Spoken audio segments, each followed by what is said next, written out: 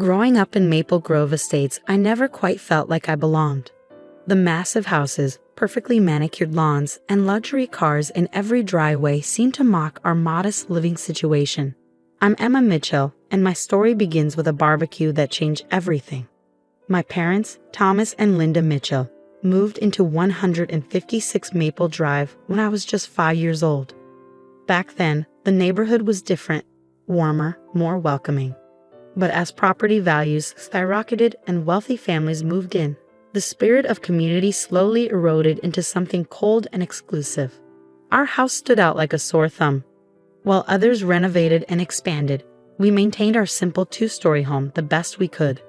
Dad worked as a high school teacher, and Mom ran a small flower shop downtown. We weren't poor, but compared to our neighbors, we might as well have been living in poverty. Sarah Henderson, who lived in the mansion next door, never missed an opportunity to remind us of our place in the social hierarchy. Her husband James, CEO of a tech company, would smirk from behind his imported cigars whenever we crossed paths. They represented everything wrong with what Maple Grove had become: wealth without warmth, success without soul. The annual neighborhood barbecue had always been a tradition, dating back decades. This year, it was the Hendersons' turn to host. Mom didn't want to go, but Dad insisted we maintain appearances.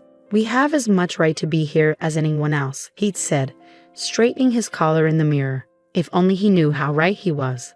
That afternoon, I helped Mom prepare her famous potato salad. "Maybe this year will be different," she said, but her voice lacked conviction. I nodded, not believing it either. As we walked next door, carrying our contribution to the potluck, I couldn't shake the feeling that something significant was about to happen. The Hendersons' backyard was packed with the neighborhood alight. Women in designer sundresses clustered around the pool, while men in polo shirts discussed stock portfolios and golf handicaps. Sarah spotted us immediately, her perfectly Botox face twisting into a practiced smile. "Oh, the Mitchells," she called out, loud enough for everyone to hear. "How nice of you to join us. Linda, dear, you can put that." She gestured vaguely at Mom's potato salad. "Over there with the other dishes." I watched Mom's face flush as she placed her carefully prepared dish among the catered spreads. Dad squeezed her hand, but I could see the hurt in his eyes. We found seats at an empty table near the edge of the party. The only empty table, I realized with a sinking feeling. As the afternoon wore on, the subtle jabs became more frequent and less subtle. Sarah's voice carried across the yard as she discussed property values with her equally wealthy friends. "It's just that some properties really bring down the neighborhood's appeal," she said, looking pointedly at our house. "Don't you agree, James?" James Henderson lowered his crystal tumbler of scotch and nodded sagely. "Absolutely, darling. We've discussed this with the Homeowners Association. Perhaps it's time to implement some new standards." My blood boiled, but years of enduring their condescension had taught me to keep my composure. I was about to suggest to my parents that we leave when I noticed an unfamiliar figure walking up the Hendersons' driveway. The man wore an impeccable suit that made even James's designer outfit look cheap. He carried a leather briefcase and moved with purpose.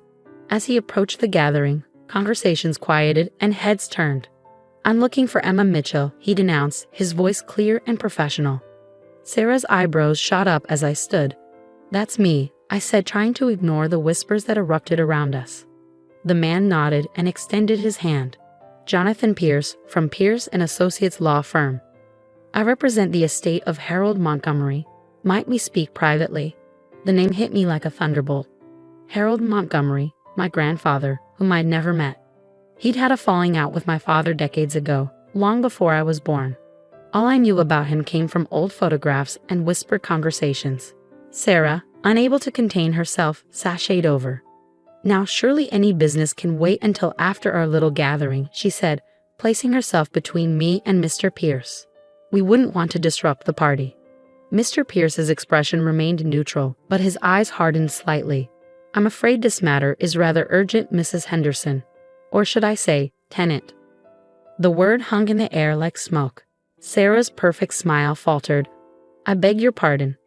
Perhaps we should all sit down," Mr. Pierce suggested, opening his briefcase. "This concerns the entire neighborhood, actually." The next few minutes felt surreal as Mr. Pierce explained that my grandfather, Harold Montgomery, had been the actual owner of all of Maple Grove Estates. He purchased the land decades ago but chose to live elsewhere, allowing a management company to handle the properties. The Hendersons, like everyone else, had been renting from him all these years through a complex network of shell companies. Your grandfather passed away last month, Mr. Pierce continued, addressing me directly. In his will, he left the entire estate, including all of Maple Grove, to you, Miss Mitchell. The silence that followed was deafening. Sarah's face had gone pale, her manicured hand clutching James's arm so tightly her knuckles turned white. Around us, our neighbors stared in shocked disbelief. That's impossible, James sputtered, finally finding his voice. We own this house. We have the deed. You have a carefully crafted lease agreement, Mr. Pierce corrected, producing a stack of documents. Your monthly property taxes have actually been rent payments. Mr. Montgomery was quite brilliant in how he structured everything. I sat there, struggling to process what I was hearing. The house I'd grown up in, the neighborhood that had made me feel so inferior, it had all belonged to my grandfather. And now, somehow, it all belonged to me. There must be some mistake, Sarah said, her voice rising. We've lived here for 15 years. We've invested hundreds of thousands in renovations, all of which were approved through the management company as per your lease agreement, Mr. Pierce replied calmly. Miss Mitchell now has full discretion over all properties in Maple Grove Estates. I looked at my parents, who appeared equally stunned.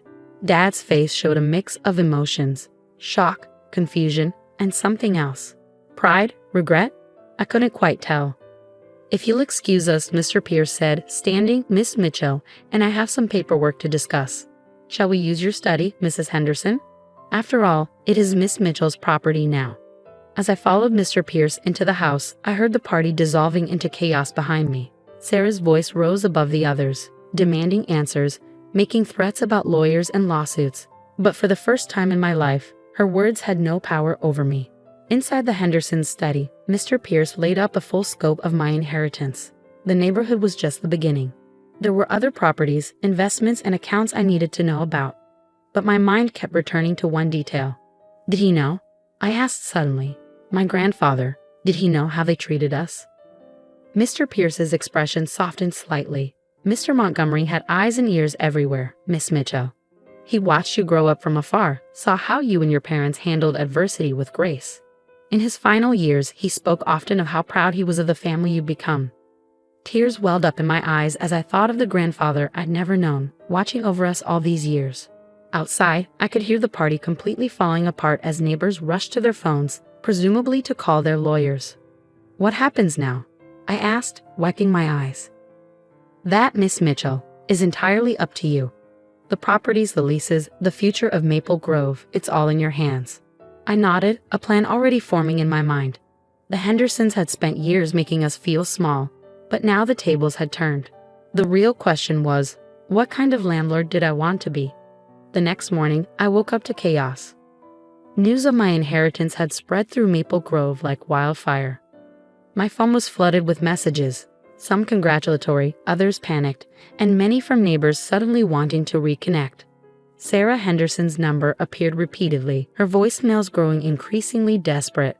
James had apparently spent the night calling every lawyer in the city, only to discover that my grandfather's legal team had ironclad documentation for everything.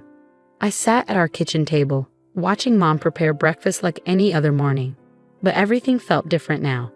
Dad kept glancing at the window, where a small crowd of neighbors had gathered, presumably hoping to catch a glimpse of the neighborhood's new owner. What are you thinking, sweetheart? Mom asked, placing a plate of pancakes in front of me. I took a deep breath. I'm thinking about Grandpa, why he did this, what he wanted me to learn.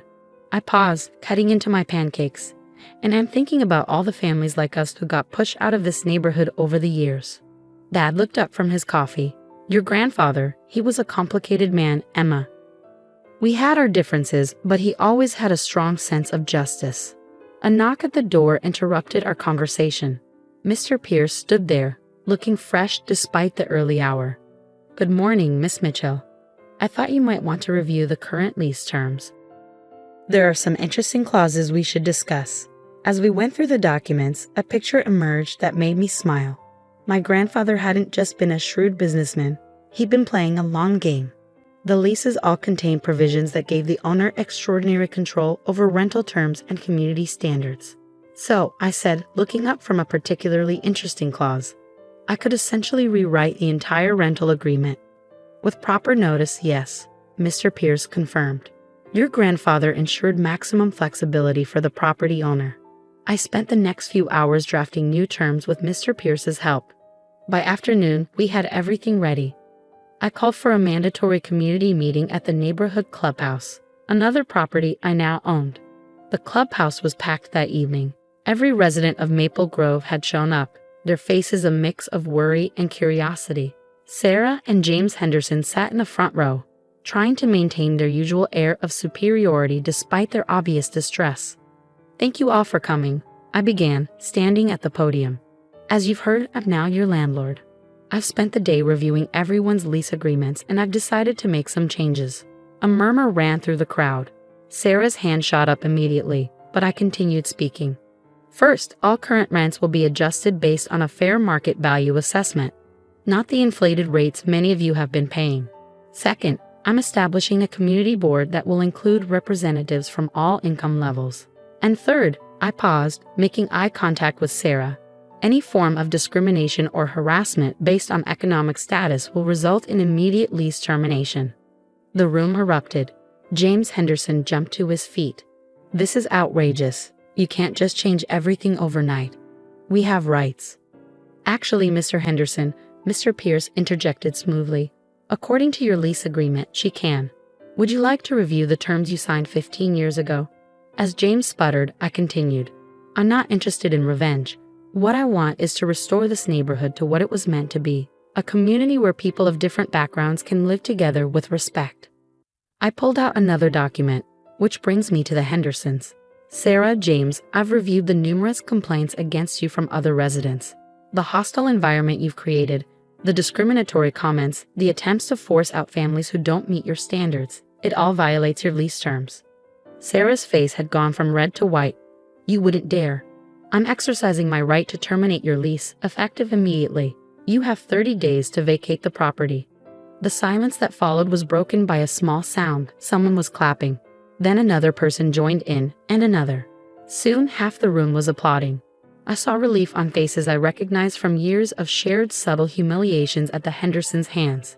This isn't over, James threatened, standing to leave. Our lawyers will. Your lawyers will find that everything is perfectly legal, Mr. Pierce interrupted. Miss Mitchell, should I show them the documentation your grandfather kept of their lease violations over the years? The Hendersons stormed out, but I wasn't done. One more thing, I announced to the remaining residents. I'm establishing a scholarship fund for local students in a community improvement program. The focus will be on making Maple Grove accessible to families of all income levels while maintaining the quality of life for everyone. Over the next few months, Maple Grove transformed. The Hendersons moved out, their mansion converted into a community center with after-school programs. Other wealthy residents who couldn't accept the changes followed, making room for new families who brought fresh energy to the neighborhood. We kept our modest house exactly as it was, though Mom finally got the garden she'd always wanted. Dad retired from teaching but volunteered at the community center, mentoring kids who reminded him of his younger self. One evening, as I sat on our porch watching children play on lawns that had once been off-limits, I found an old photograph in my grandfather's papers. It showed him standing in front of Maple Grove decades ago, when it was just empty land. On the back, he'd written, "Build something that matters." Sarah Henderson still lives in the city. Sometimes I see her at the grocery store, driving a much more modest car these days. She always looks away quickly, but I notice she no longer carries herself with that same arrogant pride. Last week, I received a letter from a young girl who recently moved into the neighborhood with her single mother. "Thank you," she wrote, "for making a place where we don't have to feel ashamed." I keep that letter on my desk, next to my grandfather's photo. He built something that mattered, all right, not just properties and investments, but a legacy of justice. And now it was my turn to carry it forward. The wealth he left me wasn't just in real estate and bank accounts. It was in the lesson he taught me through this inheritance. True richness isn't measured by the size of your house or the car you drive. but by the community you build and the lives you touch. As I watch Maple Grove flourish, growing more diverse and vibrant with each passing day, I think about how sometimes the greatest revenge isn't in making others suffer, but in creating something beautiful from the ashes of their cruelty. And in the end, that's worth more than all the mansions in the world.